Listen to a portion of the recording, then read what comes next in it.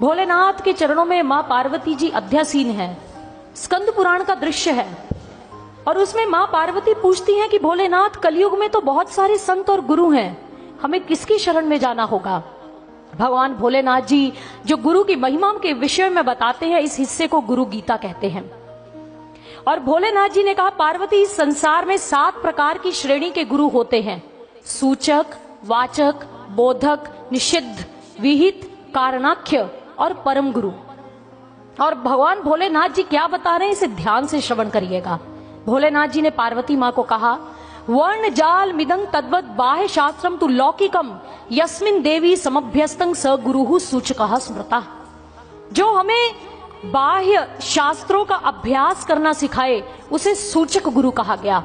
वर्णाश्रमोचितांग विद्यांग धर्माधर्म विधायनिम प्रवक्तारंग गुरुंग विद्धि वाचक सित्वती पार्वती। हे पार्वती, जो वर्ण और आश्रम को सिद्ध करने वाली, धर्म अधर्म का विधान करने वाली, इन शास्त्रों का प्रवचन करता है, ऐसी विद्या का प्रवचन करता है, उसे वाचक गुरु कहा गया। पंचाक्षर आदि बोधा नाम, पंचाक्षर आदि मंत्र नाम उपदेष्टा तु पार्वती स गुरुर बोधको भूयाद उभ्योर्यम उत्तमाः। जो मात्र पंचाक्षरी मंत्र का दान देता है, ऐसी शिक्षा आपको देता है, उसे बोधक गुरु कहा गया है भोलेनाथ जी के अनुसार। आगे वो बताते हैं, मोह मारण वश्यादि तुच्छ मंत्रोपदर्शिनम निषिद्ध गुरु रित्याहु पंडिताः तत्वदर्शिनाः। जो मोहन, मारण, वशीकरण आदि तुच्छ मंत्रों का उपदेश देता है, तत्वदर्शी महापुरुष विद्वान लोग उन्हें निषिद्ध गुरु की श्रेणी में रखते हैं। अनित्यमिति निर्दिश्य संसारे संकटाल्यम वैराग्य पथ दर्शी यह स गुरुर विहितः प्रिय। हे प्रिय पार्वती, यह संसार अनित्य है, दुखों का घर है, ऐसा वैराग्य का रास्ता दिखाने वाला जो गुरु है, उसे विहित गुरु की श्रेणी में रखा गया, उसे विहित कहा गया।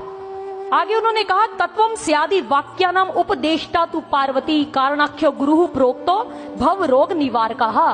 जो तत्वमसि महावाक्य का उपदेश देता है, उसे कारणाख्य गुरु कहा गया।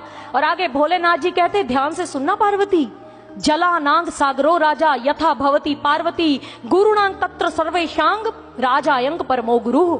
जिस प्रकार सभी नदियों का राजा मुखिया सागर होता है, ये सूचक, वाचक, बोधक, निषिद्ध, विहित, कारणाख्य जो 6 श्रेणी के गुरु बताए हैं, इन सभी का राजा परम गुरु होता है और उसी की शरण में तुम्हें जाना होगा पार्वती, जो कलिकाल का जीव है। और मां पार्वती ने कहा, भोलेनाथ, उस परम गुरु के विषय में तो व्याख्या कीजिए। भोलेनाथ जी ने कहा, अखंडैक रस ब्रह्म नित्य मुक्तम निरामयम स्वस्मिन संदर्शितं येन भवेदस्य देशिकः।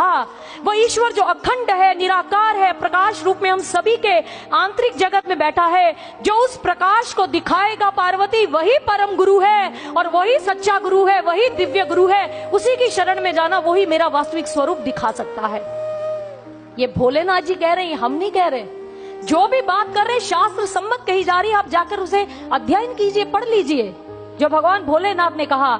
इसीलिए भगवान श्री कृष्ण जी जो माखन चुराते हैं, वो कहते हैं ये मटकी शरीर का प्रतीक है, ये मटकी फूट जाती है, ये शरीर भी एक दिन नष्ट हो जाएगा, साथ भी नहीं जाएगा। ये 5 तत्वों का पुतला यही रह जाएगा, जो साथ जाएगा वो सार है, जैसे माखन वो हमारी आत्मा है। इसलिए आत्मा के कल्याण के विषय में सोचो, ये आत्मा जिसकी है उसका दर्शन करने के विषय में सोचो।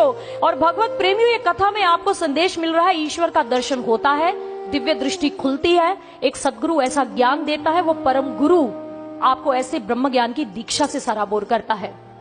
आप